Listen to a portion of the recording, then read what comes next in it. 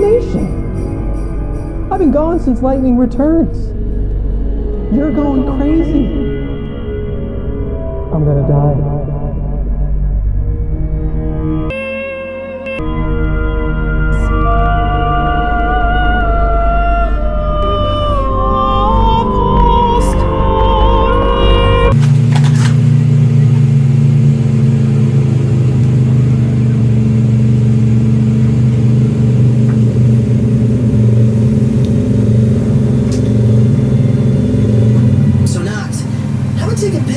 Catches my eye, but what do you want to see?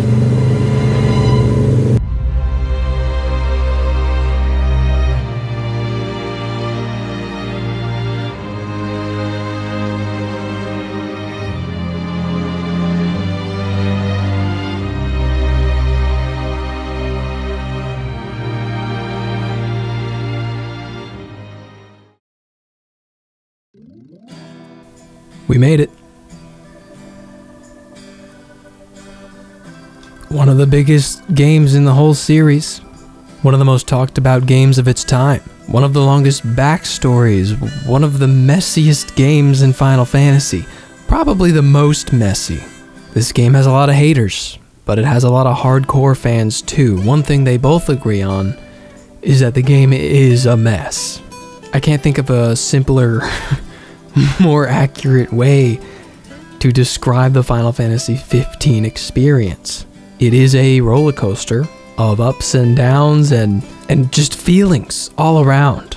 We don't need to go into the mess of the multimedia prequel releases that led up to the game that hid the game's story in them. No, I made a video on those alone, and it's an hour long. I made that specifically so that this video would be a little less of a mess. This is not going to be about the game's baggage. It's going to be about the game. How it plays, the world, the characters, how interesting it all is, the pacing and all of the flaws and all of the good parts. Because that's what it should be all about. We're talking about the game. And I've been gearing up for this for a long time, so I'm gonna just assume you know about the prequels, or at the very least, you've watched that video. So we better get started. Let's jump in. My first concern, given the series' track record, does this work well on PC? The Final Fantasy XIII trilogy gave the series a bad reputation with hasty ports filled with performance and UI problems that would still be there to this day if it weren't for the community taking the mantle and literally modding in their own fixes. Luckily, it seems that by 2018, Square Enix understood the importance of taking a PC port seriously. They even released an official Final Fantasy XV Windows Edition benchmark test. I did not score extremely well on this test, perhaps my PC is showing its age. But that didn't stop me from downloading the free 4K texture pack they provided and running the game at 60 FPS. I was able to use the in-game frame display to see I was mostly consistent 60 for most of the time. Yeah, need I say more though, texture pack, in-game frame display, instant switching between keyboard and mouse, UI, Steam, Workshop support, Season Pass included. They did it! This is a phenomenal PC port and probably the definitive version of the game. Many things have changed since the original PS4 launch. Just look at my episode to Sky footage against the Windows Edition. Holy crap. Best of all, the Windows Edition comes with a costume that lets you dress Noctis as Gordon Freeman.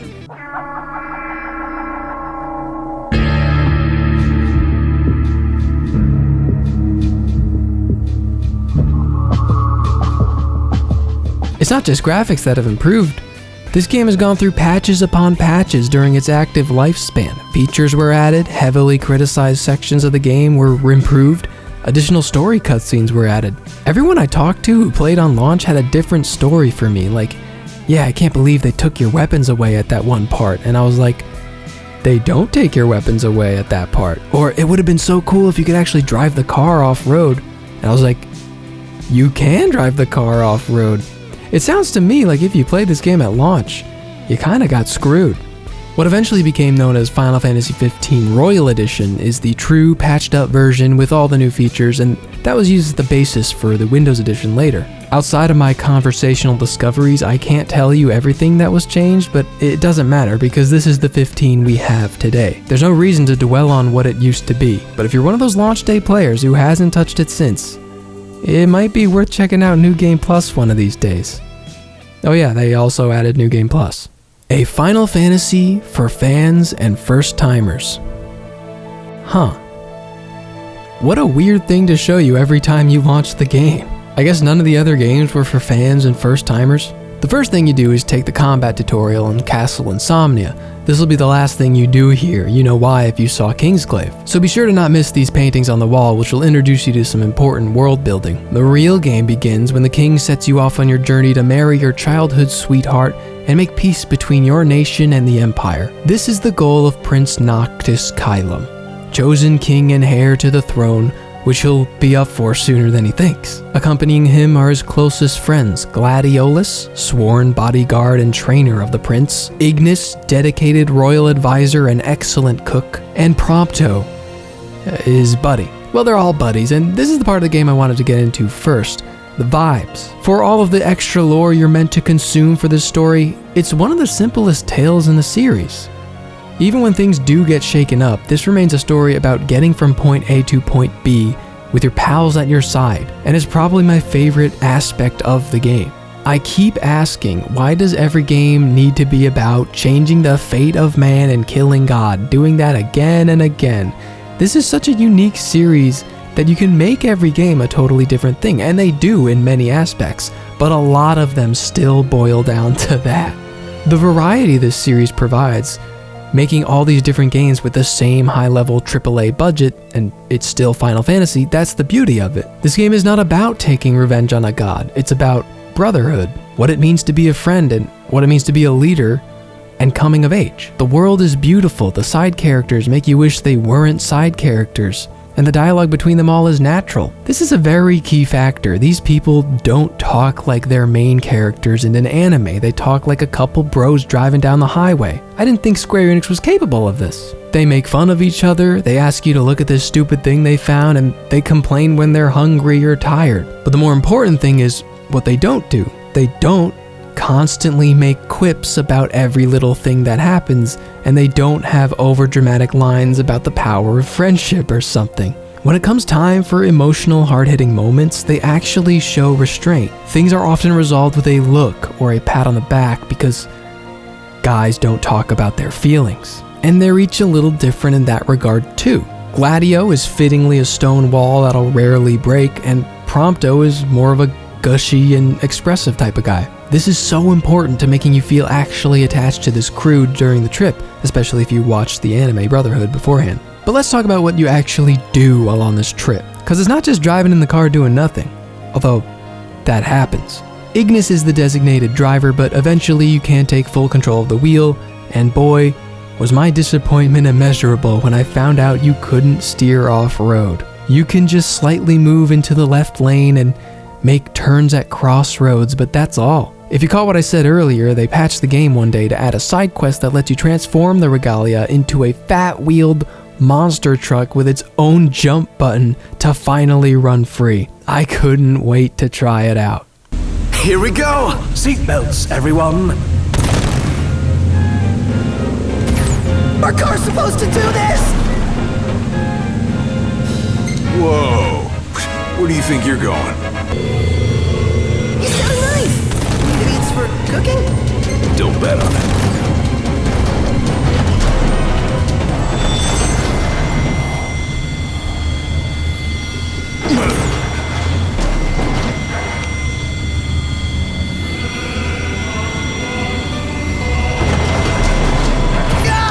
Okay, well, it's obvious the game wasn't designed around letting you do this. I appreciate the fact that they wanted to make people happy, but I'm getting Death Stranding flashbacks trying to drive this thing off-road for like more than 15 seconds. The real killer is that the car is your point of fast travel. When selecting it, you can choose to drive or just warp instantly to a place you've already been. But if the car is not on the road, the game doesn't recognize that it can drive anywhere, so you get locked out of fast travel until you bring the car back on the road or get it towed. It was more trouble than it was worth. At least the racing minigame was fun. And the game already had a much better way of getting around off-road. chocobos. Remember chocobos? Of course we still have chocobos. They're really fun and you can level them up to go faster, jump higher, gain abilities even, stuff like that. But you gotta spend money to rent them on a daily basis, which is kinda rough. The day cycle is another big part of your journey. The demons come out at night, so Ignis will refuse to drive. You can try, but when a big demon spawns in the middle of the road, you're gonna have to fight it. Early on, you probably won't be able to face them, so you just don't want to be out at night. Time to rest. And if you're not at a caravan, you're gonna have to find a campsite. Camping for the night gives the boys a chance to recharge and hang out. You'll find your max health going down sometimes in battle, and this is a surefire way to bring it back up. So there's a tiny bit of a survival aspect to it. I kinda wish they went deeper with it. This is also when you'll gain all the XP you've earned throughout the day. It's kind of a weird way to do that. You keep bulking it up, but you never level until you rest for the day. And there's no reason you can't just rest whenever you want. The only thing that might keep you away from resting is to get to a hotel or a caravan that applies a multiplier to your gains. We talked about this in the last video. Shouts out Amazon, thank you Bezos. I wonder if it would have been cool to add some sort of risk reward to it, like the longer you put it off, the more you'll gain, but you might lose it. Maybe Dark Souls style, would that have worked? I don't know. But before you rest, it's time for Ignis to cook a meal. Something about this generation of games where you gotta have cooking. You'll find ingredients throughout the world, you can hunt for specific ones, you can buy some off the market, and when you do... That's it! That's it! That's it! What's up, Iggy? I've come up with a new recipe. Can't wait to test it for you. Any of these recipes provide the boys with a bonus effect for the day. Boosting attack, boosting health, boosting XP gains, or even weirder effects that cut one stat to super boost another. Everyone has their favorites too, and you'll get extra powers for them if you so choose. You can even find the recipe for that special dessert Ignis couldn't figure out in the anime. This is a nice, simple system that's very easy to deal with. You really just click on the food you want as long as you have the ingredients, and you'll get that boost. I'm not always a fan of adding crafting or cooking to every game, but this was nice. But my favorite part of camping is going through Prompto's pictures for the day. I'm also almost never a fan of photo modes in games. I just don't care to stop and take a picture. Like, for what? I'm not gonna share this on Instagram or something. But this is different because it contextualizes photo taking in the actual game. Just like how cooking is an important part of Ignis's personality, Prompto is all about photography, and he'll do it on his own. You don't even need to take him yourself. He might even tap you on the shoulder while driving and go like, hey, what are you in the mood for today? Should I take more action shots, a Gladio or something? Or you can pass a photo op spot and he'll be like, oh man, we gotta pull over to get this shot. These are like micro side quests where all you gotta do is take a group picture in front of a landmark. Just another moment that adds personality to everyone. It could be hours later, you decide to camp and then you come across that photo and it's like, oh yeah, I remember that. It's such a nice feeling. There's plenty to criticize about this game, but there's also like a lot special about it. If only Noctis would stop making this awkward face in every photo. What is wrong with him? The more photos you take, the more you level up Prompto's photography skill, which unlocks you new filters and picture opportunities and whatnot. Each of the boys has their own valuable skill you can level up.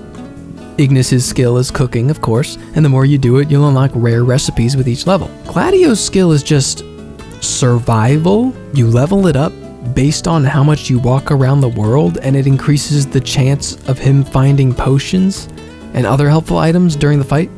Noctis's skill is the most important of them all, fishing. Now, Noctis is not moody on the level of Cloud and Squall, but he doesn't exactly express enthusiastic interest in many things on the journey either. Fishing is an exception. I don't think this guy lights up brighter at any point in the game than when you pass by a fishing dock. And how can you not cast the reel just a few times? You don't want to disappoint this guy, would ya? The rest of the crew acts the same way, being visibly bored, yet still encouraging him to keep going, because that's what good friends do. It's a funny thing, but I only fished a few times for the novelty. I'm not a big fishing minigame guy, so I'm not gonna go super deep into this. Something tells me we'll have time for that in a later video. But those are all the little things you'll be doing around the world. We should get into the slightly bigger things, the side quests. What's an open world game without side quests? In a way, they've been around since the beginning of Final Fantasy, but they've now just evolved into the standard modern definition of side quest. Exclamation points on the map that you go to, talk to a guy, and then get more waypoints to go to. A lot of these are basic open world game fare. Collect these things, deliver a thing to this guy. There are bounties for hunting monsters. Not many standout side quests particularly come to mind. Cindy has a bunch for you to do, which will reward you with upgrades and new abilities for your car, so those are recommended. How How about the decals? Anything you like? How about the decals? Anything you like? How about the decals? Anything you like? How about the I'm sure there were some more interesting ones, but I guess I didn't come across them. Compared to Lightning Returns or even 13-2, the side quests didn't wow me. Until you hit the Cup of Noodles quest line, that's when it gets good. There's nothing else like them. They're easy to make whenever you've got a craving, and they're delicious to boot. I'll never forget my first time. Something dawned on me when I was on my own. If you take something already delicious like cup noodles and add in the finest, freshest ingredients, what do you get? The ultimate flavor experience. Cup of noodles. It's made me appreciate cup noodles even more. Perhaps we truly can't improve upon perfection. That's it! You ever experience a sponsored side quest in a video game before? It's kind of surreal. I'm sure this topic has been talked to death since it's such a meme, but as funny and over the top as their reactions are, this whole thing leaves you feeling kind of gross. Cup Noodles is the meme because it has its own quest line and cooking recipe, but it's not the only product placement. Every little thing they use for camping equipment is official Coleman branded products. Apparently the gas station shops take American Express? Huh. I guess America exists in EOS. Is that Beats? Like an actual ad for Beats? Like this is Times Square? Yep, there it is. What the heck? I did eventually fall into an actual interesting questline when I discovered a teleport spot that sent Noctis to a strange new world. Here he meets a girl named Sarah, who also is unfamiliar with the place, and we team up to figure it out. There are little aliens who say hiso, and they want to save us from the eroder. What is this? It's like a whole hour-long mini adventure with these two characters, and you can't save or anything. The entire time I was just like, what's going on? What the heck is all this? Because it doesn't feel like Final Fantasy 15. Apparently, it's a crossover event quest for a game I've never heard of, Terra Wars. It's a mobile game produced by Sakaguchi, and they put this in the game as a free special crossover thing. Okay, wow, so weird. And there's a lot of effort put into this. It feels like a bonus DLC episode. It even has its own credits sequence. I like that Noctis really came out of his shell here. He's more talkative, he cracks more jokes, and plays off really well with Sarah, played by Ashley Burch. There's a lot of funny dialogue, and they get really close by the end. We are Hiso aliens. Aliens? What the? It's asking if you are Noctis. How does it know my name? Hey! Watch out! You watch out! And you don't get in my way! We weren't really in sync, you know? For our first time, I thought we fought pretty well together. You... really? Hey, quit it, will ya? Gee, you sure are a hit with the kids.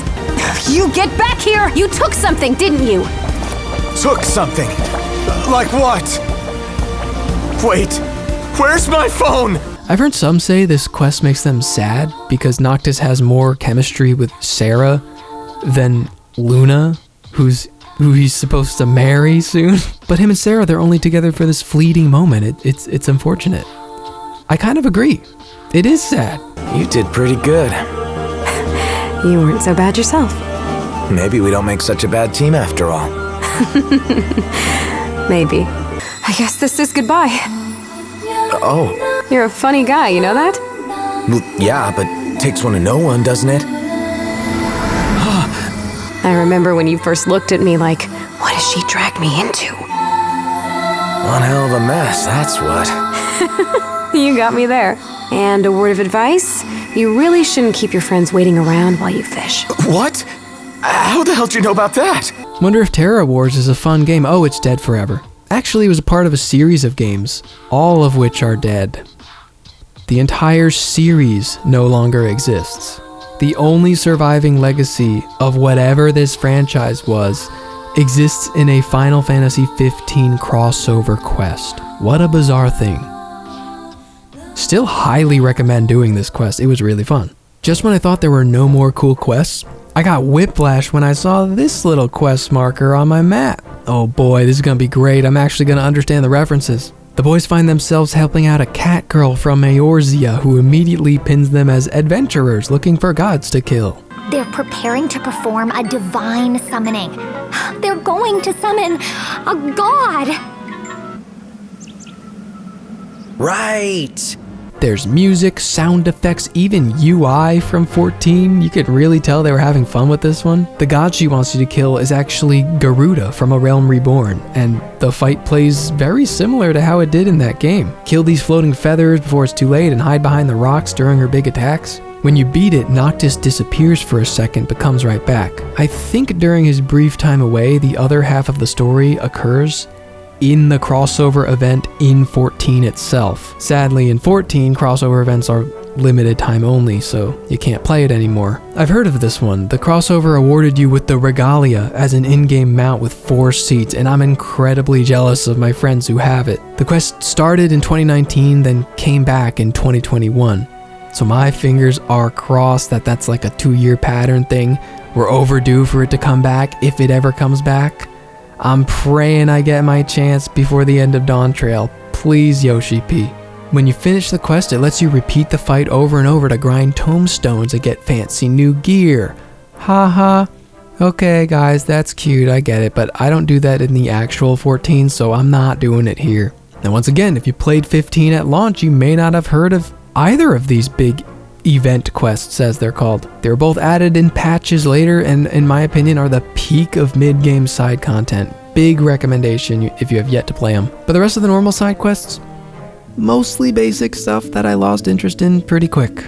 Doing main story quests will set you on more exciting areas, invading Imperial military bases or raiding dungeons. Dungeons were the most challenging part of the game. You can find a few scattered around, and if you choose to enter, you're either making it through all the way or dying. No save points, no rest stops.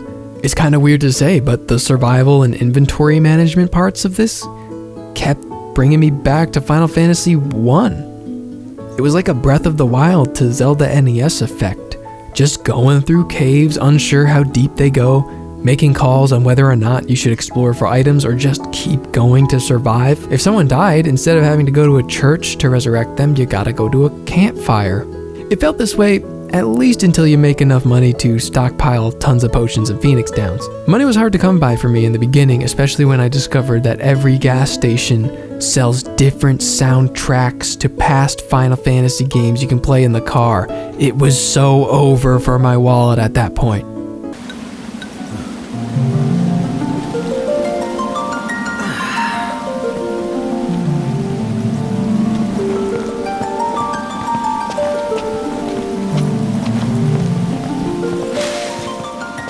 Nice here. Indeed. 15's original music is amazing as always, with some particular tracks really standing out. If you know this channel, you know we stan Yoko Shimomura. I mean, it's criminal.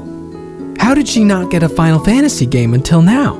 She's technically only on because this was originally going to be a Kingdom Hearts team-made game when it was Versus 13. So it only like half counts. Like, they never actually approached Yoko before to say, you should do a Final Fantasy.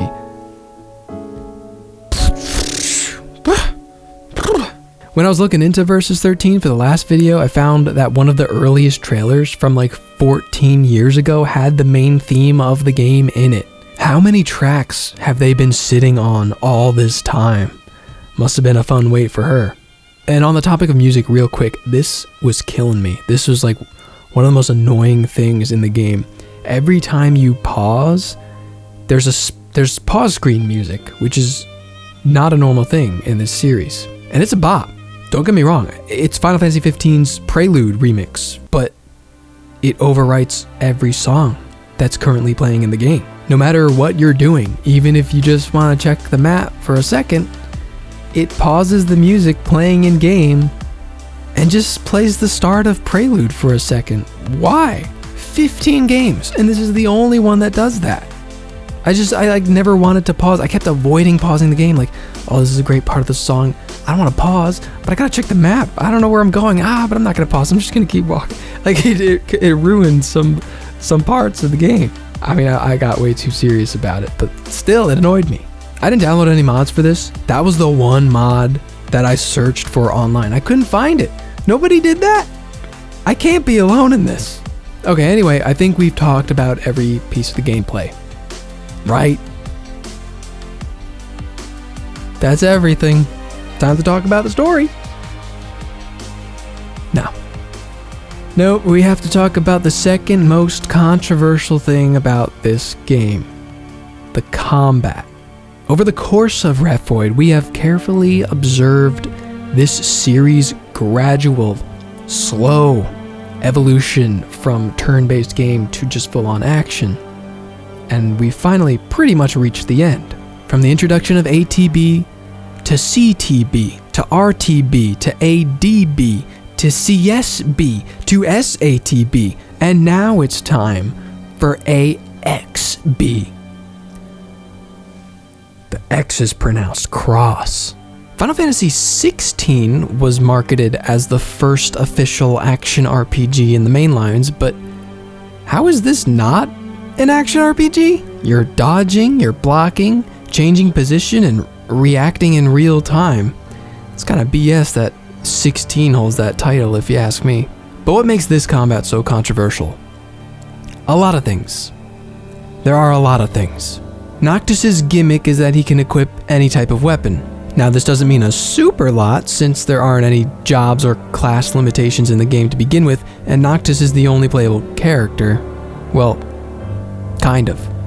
The game was later updated to allow you to switch to the other guys mid-battle and play with their abilities, but we'll cover them later. The weapon types have slight differences in what they're best used for. Some are slower or faster, and then there's the ranged ones, which are ranged. The average player is really only going to care about the power level or any specific passive abilities on an individual level. Even equipment-wise, you just get one measly accessory slot to throw on a bracelet that increases strength by 10%. Yay! I was surprised at how little customization there was here. No leveling up weapons, no enhancements of any kind. Actually, getting weapons at all was an extremely rare event. Did I just not do any side quests that give me those, or what? I used the same small handful of weapons the entire game, and the weird thing is, that works just fine. Some people might see that as a positive, but all these games are about upgrading and building your character up in some way, and that felt non-existent in 15. My battles were fought in more or less the same manner in the beginning and in the final area. Even the act of leveling up felt like nothing substantial was ever changed, and that's because the game is designed for you to be able to beat it without leveling, since the focus is much more on the physical, real-time actions you take in battle. So again, I ask, how is this not an action game? The common criticism I heard about the action before playing the game was that it wasn't much more complex than hold attack button to attack and hold dodge button to dodge. And yeah, now that it's all said and done, I mostly agree. Mostly. That's not literally the only thing you do. You're not totally invincible if you just hold dodge down. You actually have to move a lot of the time. Tapping Y or triangle will make Noctis dash forward quickly, and if you hold the button down, he does his signature warp strike, teleporting into an enemy for high damage. You can also teleport to ledges to get away and recover HP or MP. For normal battles, you're usually just trying to hit an enemy's blind side, their back, which applies a multiplier to your damage output. If you're near one of the boys, they might help you out with the link strike, but you don't seem to have any control over when that happens exactly. I should mention magic attacks. Magic is very powerful in this game, but it's a consumable resource. You have to combine fire, blizzard, thunder energies together in the alchemy menu to create a high potency spell. Then you use it as an explosive ranged attack with different potential effects depending on the element. When you combine, you can throw an item in to add an additional effect like healing or something weird like that. I'm afraid of using consumables, so I didn't go so hard on magic, but these spells were very useful when I did. The last thing to focus on are techniques. This bar charges over battle, and each bro has an ability to execute, usually focusing on damaging more, but you can unlock different ones later. Also later, you'll unlock the Armiger ability, which is your standard final burst attack, where you just go berserk and mash buttons and do a lot of damage, but it only shows up once every few battles. So yeah, there's stuff here, but it's all very simple. Many times after a play session, I would go into Google and look into is this really it? Is this all you do? Am I missing something? And some people would say, yes, you are. Almost every enemy in the game has a weapon weakness or resistance. There's your motivation for changing weapons. Enemies can also only be countered by specific weapons. Countering is as simple as a button prompt QTE, but what I learned is that you just won't get that QTE if the weapon you have does not counter this enemy. So weapons matter more than I thought. Well, what's the problem then? Well, the game has no system telling you anything about this. This is like the Achilles heel of the entire system. Eventually you'll find out that the color of the damage numbers that appear are what tell you if you're doing a super effective or not very effective thing, but that's all you get. Have you ever played an RPG with enemy weaknesses? You usually have to scan the enemy, then you find out what you need to do, then you do that. That's usually how they work. This ability exists in many a Final Fantasy. It's called Libra. But you just don't have that. You just don't have Libra in this one. The game expects you to cycle through all 8 weapon types until you see an orange number indicating weakness, and then just remember which weapon you used next time you fight that enemy. Or I could just use the weapons I got and deal with it. I'll still beat the guy, right? But get this, Libra is in the game. Kind of. There's an unlockable skill for Ignis called Analyze, where he will scan the enemy and tell you its weaknesses, but it only has a chance to occur one time at the start of any given battle. The only way you can use Libra reliably is to turn on wait mode. Oh yeah, so there's a mode that attempts to work like a turn-based RPG where everybody waits to take their actions in order. No one does that because it's really not fun, but some people suggest to turn on wait mode briefly just to use Libra and then go back to normal mode. What the hell are we doing? Just give me Libra normally like every other game. They treat Libra like it's a special lucky bonus and not an essential part to any weakness-based combat system. It should be more important than ever in this game because we're not talking about elemental weaknesses, we're talking about every basic attack you deliver could do more or less damage, and the only way to find out is through a stupid amount of trial and error every single time you encounter a new enemy. This game was patched so many times to change, improve, or add new features they never just gave you Libra? I just don't understand. But I found out even more stuff when I went Googling. There's an entire appendage breaking system in the game. I mean, like every enemy in the game with appendages can be dealt with in such a way to weaken them faster. You may notice that arms, legs, or whatever can be locked onto individually and attacked. Doing so will damage the enemy all the same. And some weapons or abilities refer to breaking an enemy, but absolutely nothing more about this is ever communicated to the player. Apparently, there's a bunch of hidden rules. Any given appendage has a hidden HP value, and to break it you must deal enough damage and then follow up with like a particular strong attack capable of breaking. Only certain attacks are capable of breaking. And then when you do that, they will often debuff the enemy in some way, giving you a big advantage, like it will fall over stunned and take extra damage or something. It kind of makes a huge difference. Some enemies will break much easier than others. I definitely remember making a Magitech and a Behemoth fall over a couple times, and all I thought at the time was, I wonder how I did that. It's just another thing that does make the combat more exciting, but the game never really told me about it and never required me to do it, so I just fought like every battle the same way. Defenders of the system will often say the combat doesn't have to be as basic as that if you don't want it to be. You're right, but that doesn't excuse how badly it was handled, nor does it improve my experience with the game. I've had this argument before. Counter argument number 1 is, if it's that important, the game needs to show the player how this stuff works, period. There are tutorials in this game. I went through every one of them. Where was the one about breaking appendages? Counter argument number 2 is, it doesn't really matter how much hidden detail there is in this system if I can just win with the most basic strategy every time anyway.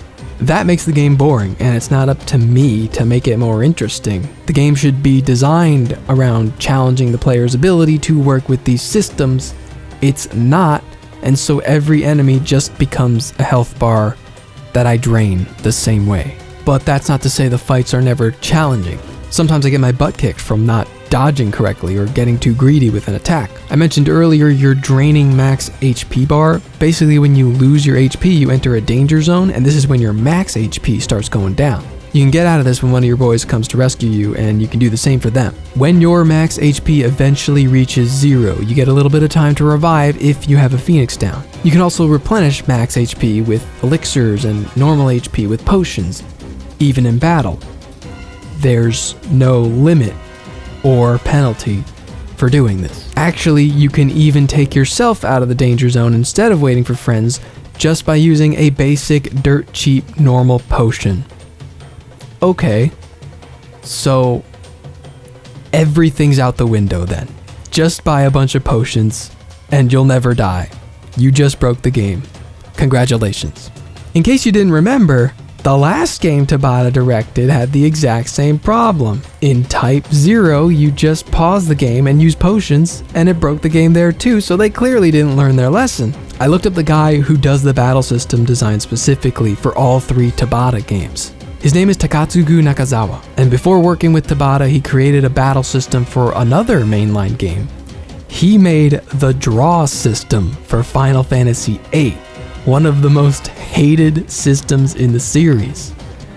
Dude, I don't know, man. This feels like rookie stuff for me. If they didn't realize any of this would cause issues, then they look very bad. But it's Square's fault if the game was just rushed before they can do anything about it, or they just kept the potion thing in the game to make sure the game wouldn't be too hard or something. It was just like a last minute, whatever, this works, it's playable, even though it's totally unbalanced in the other direction now. Doesn't matter whose fault it is, it's a huge problem. Also, they brought back ranking you on every battle again. You get a letter grade based on your time, offense, and finesse. What the heck is finesse? I don't know. They never explain it.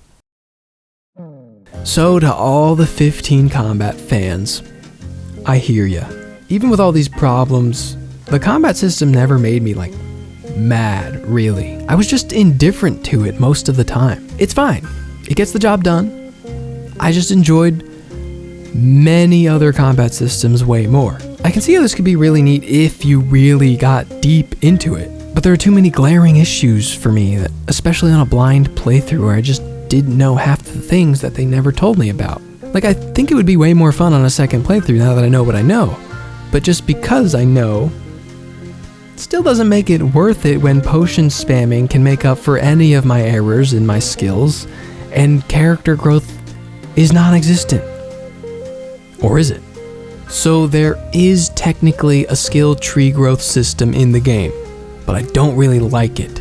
You earn AP for doing all kinds of things. You spend that AP on any of the 9 different trees.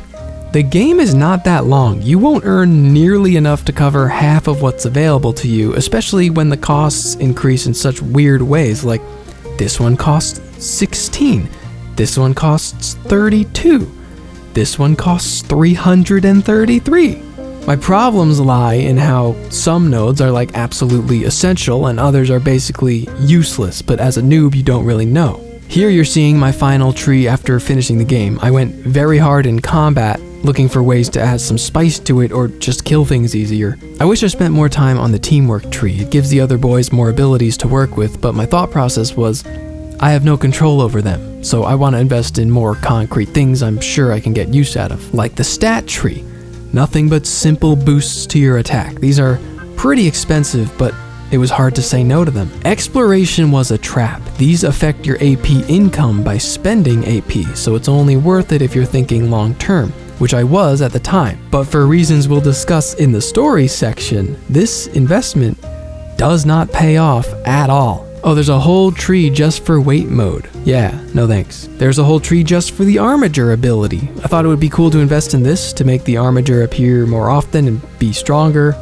I honestly didn't feel any of these nodes paid off that much. The magic tree. I already said I wasn't going hard on magic, so I didn't really touch this either. And no regrets there. Recovery was very useful, but very expensive, and considering it didn't matter much due to potion spam, I could have spent this AP elsewhere. The techniques tree gives new techniques to the boys. It's not really a tree, since it doesn't actually like grow in a line or branch off much. I got some, but since techniques get stronger by leveling up themselves upon use, Eventually it was more worth it to just level the ones I had instead of buying new ones with very valuable AP. It's quite hard to think about all this stuff long term when the game ends up being much shorter than you expected. Outside of a few great abilities like Blink, everybody knows Blink, you get rewarded with MP for dodging at the right time, and the one that lets you bounce back up when an enemy makes you fall over, most of the other stuff I felt disappointed by, either because the effects weren't as effective as I hoped, or the description didn't explain it well, or because the direction the game is currently heading, I see now that the thing I bought was objectively a waste of AP. Couldn't have known. Oh well, still feels bad. I think they wanted to get more open with it, especially after 13's very linear tree, quote unquote, where you just go in a direct line and get stat boosts and new abilities, but like, that was boring, but it gave me everything I wanted. This was like frustrating, so ultimately worse in my opinion. And what I mean by descriptions not explaining it well, take a look at Impervious here. It's one of the better nodes to unlock. Negate damage by pressing dodge immediately after being hit. Well, that sounds great, but no matter what I did, I could not execute this. No matter how hard I tried. Am I really just that bad, I thought. And then Google told me the way it actually works is you negate the damage by tapping when Noctis hits the ground after being hit, and that's when he bounces back up. Well, that's not immediately. Do you know what that word means? This is a very precise ability that is explained factually incorrect. Call it a nitpick, but I took the game at its word and kept hitting the button immediately after being hit, even experimented by waiting like a tiny fraction of a second after, and it never worked because you actually have to wait like a full second after. There are other nodes equally as vague, but I really just want to move on at this point. My criticism of 15's character growth in a nutshell is that it just didn't feel good. Nothing about it was satisfying. At best, my AP was used just going through the motions the most boring way by just applying the direct stat boosts to my character. And at worst, it was used regrettably due to the game's lack of clarity or its sudden change in direction that removes whole gameplay elements from itself. And that is a good transition to the next section. I said the combat was the second most controversial thing about the game. The first is the story. If you went through the prequels, you already know what happens when Noctis sets off on his drive to meet and marry Luna. But I'll save that part for when the characters find out. Actually, one of the first things that happens is a Sid update. He's an old coot who runs a gas station. Not like a wacky, crazy old coot, but like a grumpy one who just likes the simple things in life and is really good with cars. He used to be tight with the king, but he lives on the outskirts and they haven't really talked in a long time. He's also got a granddaughter named Cindy. It's really her that fills the role of Sid in this one. She's a bit more prevalent in the story, and she's the one you go to when you need repairs or a tow. Other than meeting a few people, there's very little story in Chapter 1, just getting introduced to the world and starting your search for Tombs of the King to bless Noctis with their power until you take a rest at a resort. That's when things get pretty confusing if you haven't seen Kingsglaive, as they barrel through a few quick moments and then cut back to the next morning where Ignis comes in with the news. The Empire betrayed the peace treaty, attacked Insomnia with a giant monster, and killed the king. So they get back in the car and drive home to see it for themselves when the radio tells them Noctis and Luna are reported dead. Well, that's not true. We know from the movie Luna escaped with the magic ring of the Lucii, which doesn't get brought up in the game until around Chapter 3, where we get our first look at the leaders of the evil empire. But all these guys aren't super important. When we hit our first big town, you'll meet Iris, Gladiolus' sister, who's had a crush on you since you were kids. There's a mechanic for dialogue options that gets shown off here. Sometimes you get to choose how to answer people, and it's not so much a choose your path sort of thing, it's more like a what's the correct answer thing. Because you get rewards based on what you choose. So you go on a mini date with Iris and you gotta tell her what she wants to hear. You get more XP if you answer correctly. Don't be misogynistic now. But get this, only women work there. As a matter of fact, women are the ones who do all the work in this town.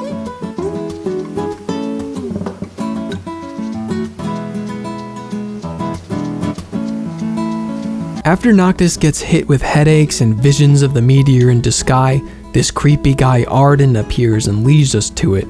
we'll get to know him. The meteor is where we have a massive battle with Titan. Oh yeah, this is that spectacle you're looking for. This is E3 trailer type stuff. Ardyn swoops in and rescues us with an Imperial ship, all like, "Oh, did I mention I'm the Imperial Chancellor?" When we make it back, oh no, the car is stolen. This starts the series of quests that were featured in episode Disguise. Gentiana, a messenger for the gods and a sort of guardian to Noct and Luna, tells us to find Rama. They do pronounce it Rama in this. So we call Rama to destroy a military base because they stole our car. Ravis, Luna's older brother, meets us there to threaten us or something. If you haven't noticed, it's just kind of a bunch of stuff happening. Like, I'm not sure what Ardyn wants with us, what the Empire is even doing now, what we're even doing now, to be honest. And speaking of not sure, we get attacked by a new character who doesn't explain anything and then runs away. Okay, well, there are answers to all these concerns, but the game really takes its sweet time giving you those answers. The lady who attacks us is Aranea. She's actually a really cool character, but she barely gets any time to shine. More on that later. We're still trying to get to Altissia to marry Luna. That's still the goal. We need a boat, but we need mithril ore for the boat, I guess, so we raid a dungeon to find it. But first, Gladio leaves the party for no reason. And now we're getting into the real problematic stuff. Why did Gladio leave? He doesn't say. Even when he comes back, he doesn't say. To find out, please purchase the episode Gladiolus DLC. This will happen a couple more times. I ask not that you guide my wayward son, merely that you remain at his side. Indeed, Your Grace. So, yeah, gonna have to ask you to handle this boat business without me. Having to buy the rest of the story sucks, but I'm trying to approach this review from a modern day perspective as always. The season pass is included with this version, pretty much every version you can get today, so the having to buy it part is not exactly the problem anymore. The problem is still the story being an even bigger mess with these deliberate breaks in the narrative that you're meant to go back to after you finish the main story. The chronological order guide I mentioned in the last video lets you know when to start if you do want to play in that order, but some of these DLCs spoil the main story, even though they take place narratively in the middle. Now that I've experienced it all, I can confidently say the best possible way to consume this series is the way you should consume any other series. Don't touch the DLC until after the main game. Do the stuff in release order. It's never a good idea to try to do some other weird order. People out here talking like, I hear Birth by Sleep is the best Kingdom Hearts game to start with because it teaches you the history of... No, I don't get why people make it harder for themselves. Do the stuff in the order it came out, plain and simple. And clean. Back to the plot. With Gladio gone, Aranea joins us as the fourth party member, and it's the one time you really get to know her. She works for the Empire but has no real allegiance to them, and she talks very openly with the boys about it. Like, yeah, this is a paycheck, guys. I'm not sticking around after the stuff they've been pulling, and hey, if you ever need anything, hit me up. She's not overly serious about anything, she's like a bro. Sadly, when we leave the dungeon, she leaves us, and Gladio's there waiting for us, so he was only gone for like an hour, but it was weird. Also, he's got a new scar on his face, but we don't know why. But more importantly, we can finally get to Altissia to receive the blessing of Leviathan. Oh. Okay, was that what we were doing? Alright, marrying Luna is a secondary thing, I guess. This boat ride to Altissia is skippable because it's kind of long, but if you listen to the whole ride, the boys just exposition dump and explain kind of everything going on. Oh yeah, the Empire stole the crystal during that battle, but without the ring it's useless, so they need both, and Luna has the ring. King Regis probably gave it to her when she was escaping in that movie. Hey, you know Ravis has your dad's sword? Yeah, I wonder what's going on with that. Ravis has a weird arm, huh? Yeah, good thing I watched the movie and I know why. And then Sid butts in like, oh, you know Sydney had a traumatic childhood. But anyway, Altissia is a fancy, cool little Venice-like place where you get to meet Wescom, another old friend of the king, who you met if you played A King's Tale. He does not appear ever again after this one scene. You can also visit Luna's wedding gown on display for all to see. Isn't it bad luck for the groom to see that before the ceremony? After meeting with the mayor lady who's holding Luna, you must act as kingly as you can and perform a successful negotiation to ensure Luna's safety in exchange for the safety of the citizens during this potentially very dangerous summoning of Leviathan. It's where this dialogue mechanic shines the most. I don't know what happens if you fail a certain number of negotiations, but I think I did okay, so whatever. Luna makes her rousing speech in hope of support from the gods, and Leviathan shows up, not having it. It's your next big gimmicky boss battle, and I don't know if I missed a mechanic, but all it seemed I could do was hold Y until it fell, then hold B to attack, and it took forever, and it was a really boring gimmick fight. Especially since you were alone and the other guys were off protecting citizens or something. While you're fighting, Ardyn kills your wife, and upon defeating Leviathan, it grants you its power, and you're another step closer to earning your place as king. No, really, Luna dies. And we still don't understand Ardyn's motivation. Why did he even do that? I think he wanted the ring, but Luna didn't give it to him, and he didn't take it. He just stabs her and walks away. This was so strange. Luna was more of a character in the movie than she was here. She makes a speech and dies, and that's the end of her. It was so sudden. This is the exact, precise moment people really start to turn on this game. Like, it was messy before, but everything is different after this chapter. I've never played a game with a clearer point where development time ran out. You don't know for sure yet playing blind, but there is no more open world after this. From now on, the game is linear. There is no more driving, no more exploration, barely any camping, cooking. You are literally on rails now. I'm sure I'm not the first person to make that joke. This should clear up that other frustration I had with the AP system. Like, oops, sorry, you spent AP on all this exploration-based stuff because you were playing an open world game? Unfortunately, you're not anymore. This is Final Fantasy 13 now. I kept thinking as it went on, like, this has to be temporary, this has to be temporary, and then hours just went by until I hit like the final chapter, and I was like, oh no, we're really not going back. Wow. So yeah, that's nuts, but at least linearity means the story can move along a little faster now. Well, it moves a lot faster now. Buckle up. Luna appears to Noctis in a dream. Immediately after the incident, she says her final goodbye and presents him with the ring. She's at peace because her life's duty as Oracle is fulfilled, and now it's all in Noctis' hands. So don't worry about her, she's just dead. He wakes up, ring in hand. Ignis is there, and he became blind while trying to save you from the bad guys after that battle or something? He's actually permanently blind from now on. Please purchase episode Ignis to find out why. And he's like, yeah, Luna's really dead, sorry. And that's the end of that chapter.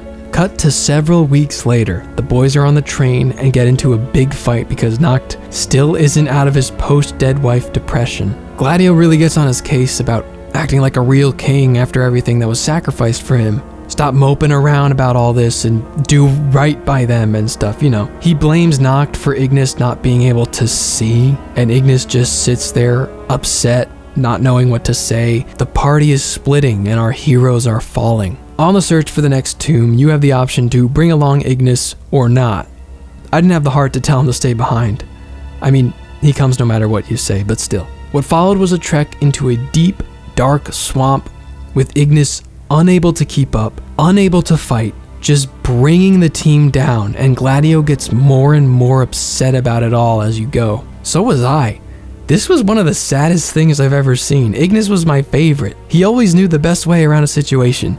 Seeing him trip over himself and just miss all his attacks, all because he wanted to save me, it actually hit me pretty hard. The swamp section is the most relatable part of the game. I mentioned at the beginning how much this game tries to make these characters feel like real people, and this was the peak of that. Everyone with a group of friends has been in one of these situations before. Something bad happens, and one friend loses his cool and gets irrationally angry with another friend who can't help but feel guilty, but also it's not all of his fault, so he fights back. Then another friend is just being silent, awkwardly unsure how to fix the problem, while another friend desperately tries to turn the mood around by being overly positive and cracking jokes that get absolutely no reaction.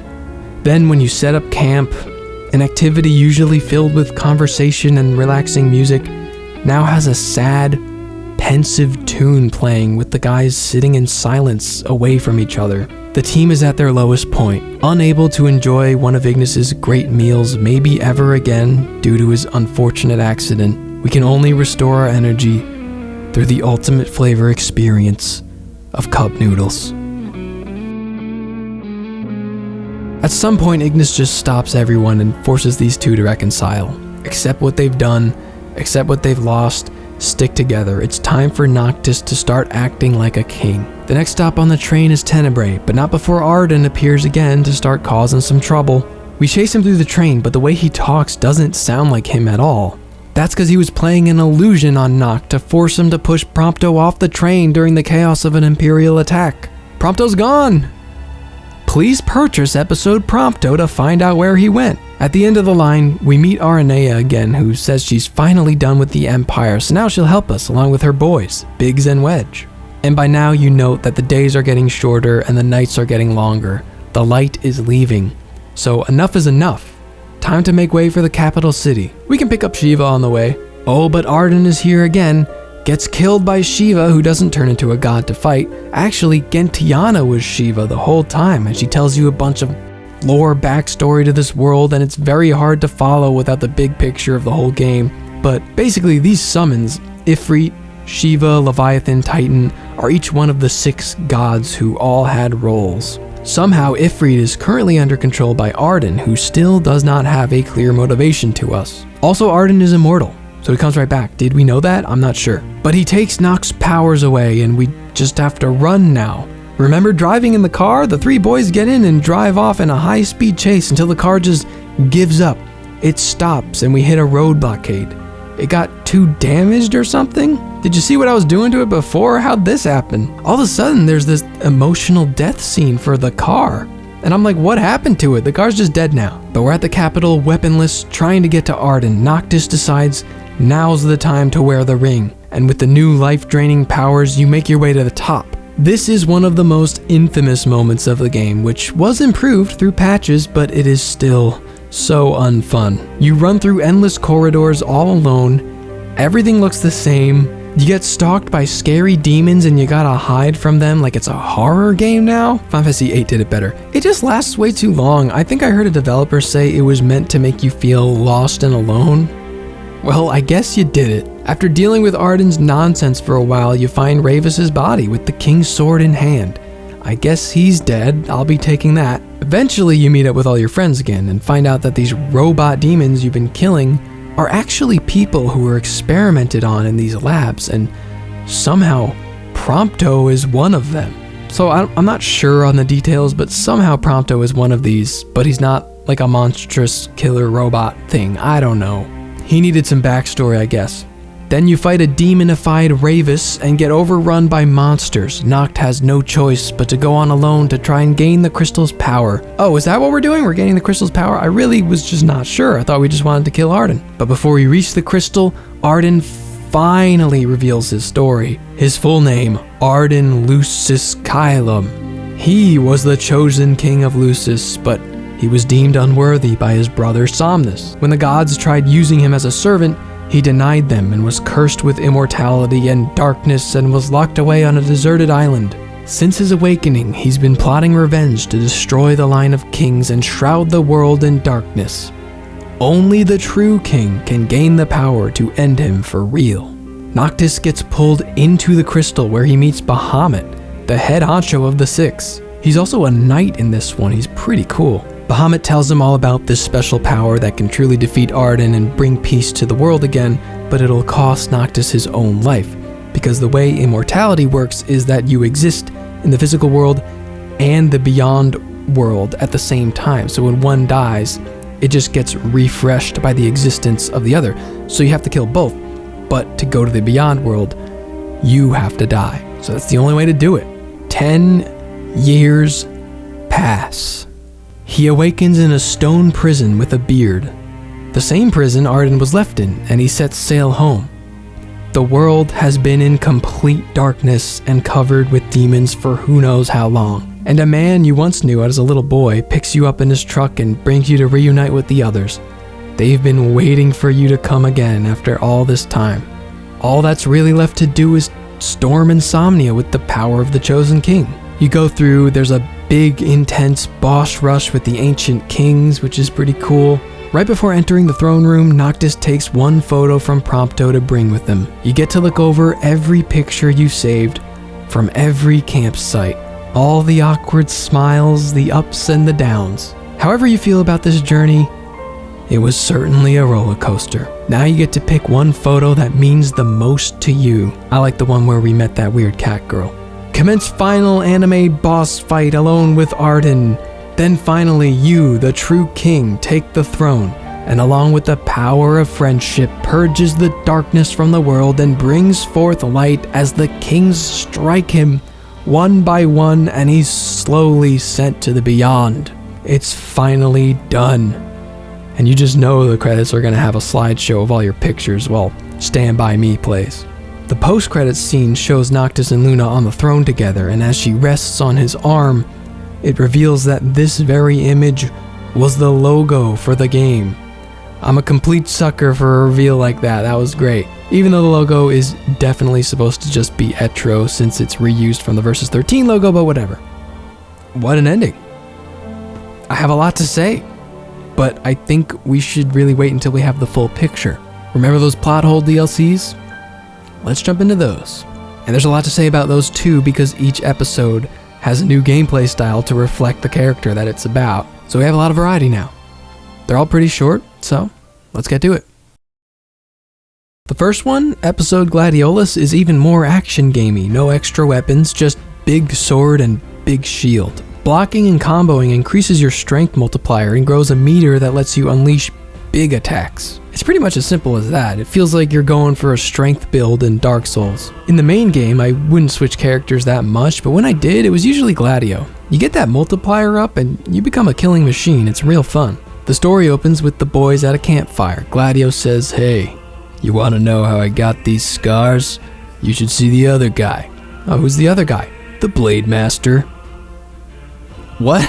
So then it fades away, and this whole DLC is basically him telling the story to the guys. He meets up with Cor at a diner to fight the Blade Master, who goes by the name Gilgamesh. At first I was like, oh, this is so silly. Who's the Blade Master and why are we doing this? And then I did a complete 180 once I heard the name. Oh man, this is Gilgamesh DLC. So we go on this hour-long series of trials to prove our worth with these simplified but quite fun combat mechanics. Yes, he has cup noodles for every meal, and after each rest, Cor will say, "It's so much more than a soup," in the hackiest way. The final battle with Gilgamesh is genuinely awesome. Somehow you can never get more epic than just two guys with swords. Take a look at him though. This is the farthest departure for a Gilgamesh design we've ever seen, and he's cool in this.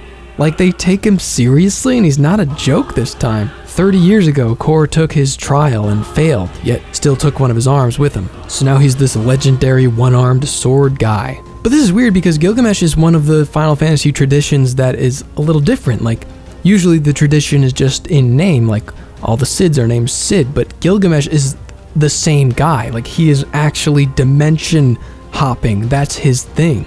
That's why he always looks the same. But this can't be the same Gilgamesh, so I don't know. I'm looking on the wikis and he's listed as one of the appearances of the same guy. Like, this isn't the same guy. I think this is just a different guy with Gilgamesh's name. And also he's a swordman. Like, he can't be the Gilgamesh. Sorry, I'm getting hung up on Gilgamesh lore. Anyway, when you're fighting him, he's like, "Strength won't matter because you're still afraid. You're not good enough." And he slices him. He gives him that big old scar across his forehead. But you still beat him in the end. Now that Gladio's proven worthy, he goes back to the prince and tells him the story by the fire and the end. So it's like a personal quest after feeling like he is not good enough to be Noctis's bodyguard.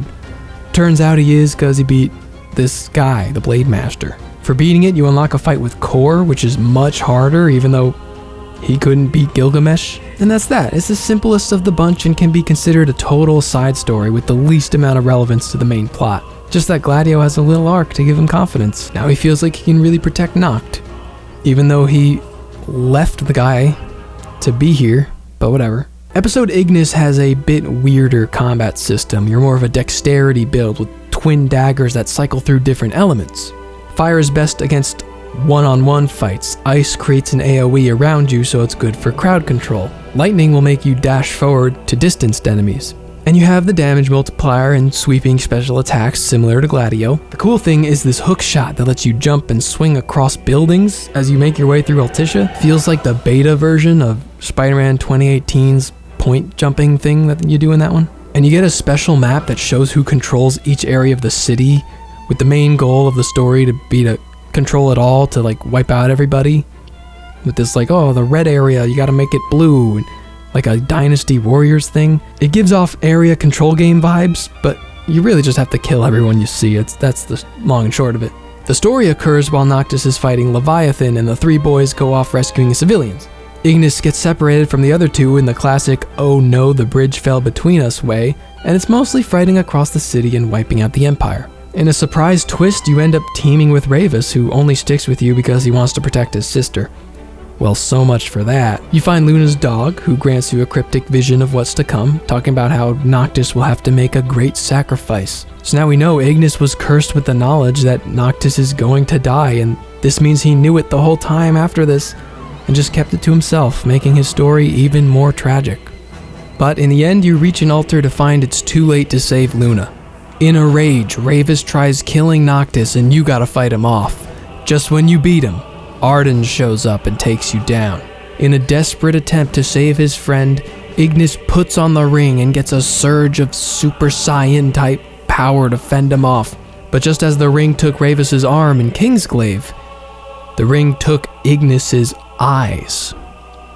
And also made his hair all black like Noctis for a while. So now we know how Ignis went blind. During the credits, we see a news scene from the final campfire where Ignis clumsily walks to Noctis' side and attempts to make him stop the journey, knowing what's going to happen to him. Noct won't listen, but it's the first time we see Ignis sort of let his guard down and go against the narrative. He just holds that knowledge through the rest of the game, and there's nothing he can do about it. Beating the episode unlocks a friendly boss battle against Noctis, but also this DLC is unique in that it has an extra verse, alternate ending. If you play this, about the time when Ardyn shows up and pins you down, he asks you to join him. So you can just play along and go with him to Niflheim. Ardyn shows you where he keeps Insomnia's crystal that he stole, then he just starts attacking you. You were just bait to get Noctis here, is all part of his plan. So once again, Ignis puts on the ring to beat him, but not for too long, because this time the gang shows up, and Noctis takes the ring and puts it on for the sake of his friends to heal Ignis, and he jumps into the crystal on his own will.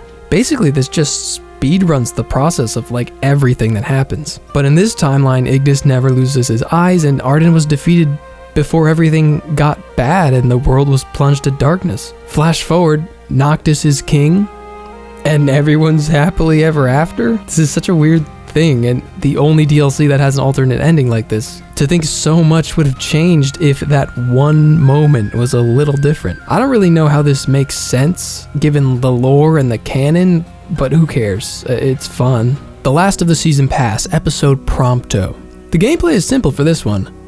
Guns. SMG, bazooka, sniper rifle, you know. You Metal Gear Solid your way through this secret facility, discovering that you are a robot demon thing and were created by the evil Empire guy. Everything has like one clip of ammo, so you have to keep killing and taking guns, especially stealth killing will reward you with like a full clip of ammo. In the second half, you can ride a snowmobile and you get a little open world situation with secret spots to discover and even some side quests. Prompto is the more expansive DLC chapter of the three, and the most different because instead of just hitting things in different ways, you got that range firepower and the variety that comes with it. So this DLC I think was the more fun of the three.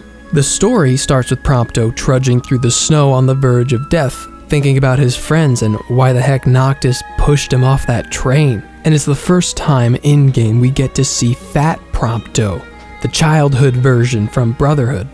Eventually you run into one of the evil Empire guys and he's going full demon mode and talking about how he'll be unstoppable, but then you shoot him with a gun and Aranea blows a hole through the wall and gets you a way out of there. That's where you get the snowmobile. The two of you set up camp for a little while and She lets him know that his pals are worried sick about him. But he's like, I'm having an existential crisis. I can't go see them. They don't want me. I'm evil. I came from the Empire. I'm a bad guy. And she's like, shut up, man. They're your friends. So you and Aranea go kill your dad with a Gatling gun. And that's the end. The credits show Prompto stuck in that device that you find him in the main game. I kept wondering how he got there.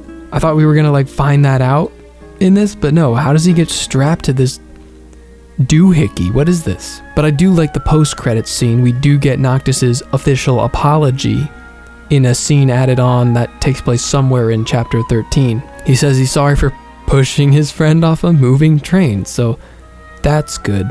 So that's the season pass. We don't gotta dwell on the fact that it takes apart the story, ruins the pacing. Just taking them at face value, they're great. I love how different everybody plays in their respective gameplay styles, and any excuse to spend more time with the side characters, I'm all about it. I wish we got to play more. If only. See, they did plan on releasing a bunch more DLC episodes. 4 more, actually. And they were all meant to be a part of like an alternate story arc they named The Dawn of the Future. But unfortunately, this was all getting going far after the 15 hype train died down. The game had been out. The people have made their opinions known. Hajime Tabata left Square Enix. And one day, there was a special announcement live stream for 15 fans. And it wasn't a good one. I remember this being the big news of the day, like logging onto Twitter as if it were a celebrity's name trending, and you click on it, and everyone's just mourning, and you're like, oh no, oh what happened to 15? Final Fantasy 15 died? Just on the spot? How? What are they saying? They don't know? It was just like, everybody was just sad, and I had no connection with it, but I was like, wow, what is happening over at Square? It was just a bad ending to something that Square tried so hard to get everybody hyped for. It made me think about the documentary on Final Fantasy XIV where the higher-ups talk about how Final Fantasy is an important name. People expect quality from it, at least when there's that Roman numeral there. We can't stand by and let 14 be a disaster that it is. We have to go in and change everything. We have to redeem it, because if we don't, it'll be a big blemish on the mainline series forever. And then 15 comes out, rushed.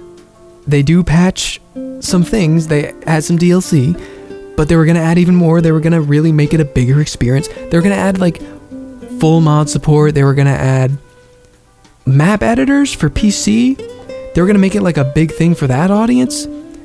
And in a snap, it was just like, no, it's all canceled. You know what? Screw you. We're done with 15. We tried. Nope. We're done with it.